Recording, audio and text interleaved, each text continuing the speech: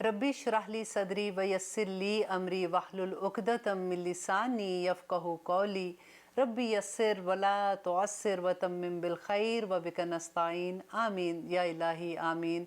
सल्लल्लाहु अला हबीबिही सय्यदिना मुहम्मदिन व आलिहि वसल्लम। अस्सलामु अलैकुम व रहमतुल्लाहि व बरकातुहू।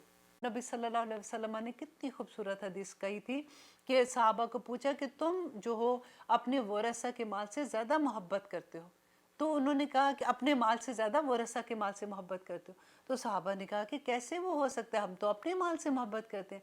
तो नबी सल्लल्लाहु अलैहि वसल्लम ने कहा था कि तुम्हारा माल वही है जो तुमने खा लिया, उससे तुम्हारे जिस्म को ताकत दी और जो ज़ाया होकर निकल गया, या फिर वो कपड़ा है जो तुमने उस माल से ख़रीदा, तुमने पहन लिया और उसको बसीदा कर दिया, या फिर वो पैसे हैं जो तुमने अल्लाह की राह में किसी की मदद की, सदका दिया, वो अल्लाह सुब्हानहू तआला के पास चलेगा और इंशाअल्लाह क़यामत के दिन वो ओहद के पहाड़ जितने होंगे।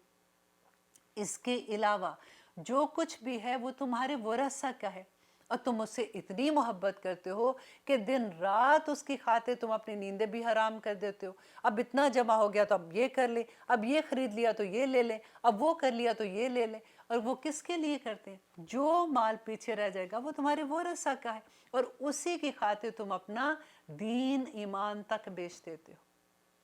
अब देखिए नबी सल्लल्लाहु अल्लाह सुब्हानहू तआला ने कुरान पाक में अदल के बारे में, अब देखिए कितनी जगह पे ऐसे आता है ना कि अल्लाह सुब्हानहू तआला ने कहा कि देखो किसी की मोहब्बत तुम्हें अदल करने से ना रोक दे। और वो रिश्तों की इस वक्त बात हुई थी कि जब हमारे ऐसा कभी होता है कि हमें ये लगता है कि हमें तो अपनी अम्मी से इतनी मोहब्बत है, ऐसे कैसे हो सकता है हम भाभी का साथ दे दें, क्योंकि मेरी माँ है, मैं उसका साथ दूंगी।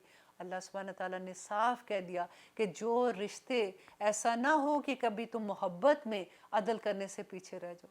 कभी ऐसा होता है कि भाभी की कोई ऐसी बात है तो नहीं, मेरा तो भाई है, मैं कैसे उसका साथ दे सकती हूँ भाभी का इस मामले में।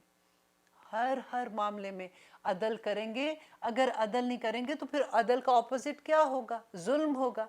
और जालिम की सज़ा अल्लाह सुब्हानहू तआला ने क्या बताई थी कि दोज़ख है। हम जालिम तो नहीं बनना चाहते ना, तो फिर हमें देखना पड़ेगा। देखिए जब कभी अदल की बात आती है तो हम सोचते हैं कि अदल तो कोर्ट्स में होता है, वो जो जज है वो अदल करेगा, या लॉयर हैं वो उनका काम है, हम बेचारे कहाँ से अदल करने वाले। लेकिन आप देखिए कि कुरान पाक में जहाँ पे भी अल्लाह सुब्हानहू तआला ने अदल की बात की है वो हमारे रेगुलर मामलात हैं, जो दुनिया के मामलात है उसमें अदल करो। देखो किसी के साथ अल्लाह सुब्हानहू तआला ने कहा कि यहाँ तक के कि कोई काफिर भी है ना, जो अल्लाह सुब्हानहू तआला ने कहा कि तुम्हारी, फॉर एग्जांपल काफिर नहीं है, तुम्हारा कोई जानने वाला है जिससे तुम्हें दुश्मनी है, तुम्हें वो अच्छा नहीं लगता, तो जब अदल का मामला आ जाए तो ये ख्याल रखना कि अदल अल्लाह सुब्हानहू तआला को पसंद है। और जो अगर तुम किसी के साथ अदल नहीं करोगे तो तुम क्या करोगे? तुम जालिम होगे। और मजलूम की आह जो है वो शोले की तरह आसमान तक पहुंचती है और अल्लाह सुब्हानहू तआला उसकी दुआ को रद्द नहीं करता, ख्वाह वो काफिर होगा। तो इसलिए कितना ज़रूरी है कि हम इस बात का ख्याल रखें कि हम फैसले, हमें पूरा वक्त हमारी ज़िंदगियों में ये मुकाम आते रहते, कभी हम खुद फैसला करने वाले होते हैं, कभी हम किसी के फैसले कर रहे होते हैं, कभी किसी के फैसले पे हाँ या ना बोल रहे होते हैं, हम गवाहियाँ देने वाले हो जाते हैं ना। तो अब देखिए कि एक और जगह पे अल्लाह सुब्हानहू तआला ने कहा कि रसूल अल्लाह सल्लल्लाहु अलैहि वसल्लम ने कहा कि जो शख्स, कोई ऐसा शख्स है, आप देखिए खुद से कि इतना कि एक बालिश की बात है कि किसी ने जुल्म के साथ किसी की एक बालिश ज़मीन हथिया ली, उसकी 5 तरह का अजाब उसके ऊपर होगा। और वो पांच तरह का अजाब क्या होगा कि द डे ऑफ जजमेंट अल्लाह सुब्हानहू तआला फरिश्तों को कहेंगे कि इसको ये हुक्म दो कि ये जो सातों ज़मीन, जैसे 7 आसमान है ना, इसी तरह 7 ज़मीन है, कि सातों ज़मीन की मिट्टी खो दे। अब ये वो जगह है जिस वक्त अभी हिसाब किताब हो रहा है, और हमने क्या पढ़ा था कि जो अब क़यामत का दिन है वो एक दिन 50,000 साल के बराबर होगा। तो अल्लाह सुब्हानहू तआला हुक्म देंगे कि इसको सातों ज़मीन की मट्टी खोदे। नंबर 2, वो जो मट्टी खोदेगा वो उसको हुक्म दिया जाएगा कि इसको उठाओ, इसकी ये सज़ा होगी। وہ ساری مٹی کا بوجھ اٹھائے گا، اور نمبر 3 یہ کہ اس کو کہا جائے گا کہ یہ بوجھ اٹھا کر پورے محشر کے پورے میدان کا چکر لگائے گا۔ اور چوتھی سزا کیا ہوگی کہ ساری زمینوں کا طوق بنا کے اس کے گلے میں پہنا دیا جائے گا۔ اور پانچویں سزا کیا ہوگی کہ ساری زمینیں، یہ ساتوں زمینوں کے اندر اس کو دھنسا دیا جائے گا۔ یہ ایک بالش زمین کی بات ہو رہی ہے، اور ہم تو کتنے آرام سے اتنی بڑی بڑی بات کر دیتے ہیں، بیٹھے ہوئے دکھ سکھ کے چکر میں کسی پہ الزام لگا دیا، کسی کی غیبت کر دی، کسی کا کوئی بات ایسے کر دی۔ تو یہ لوگ کیا ایسے اس وقت وہ موجود نہیں ہیں، ان کو نہیں پتا آپ نے کیا کیا۔ تو کیا یہ کرامن کاتبین سوئے ہوئے ہیں؟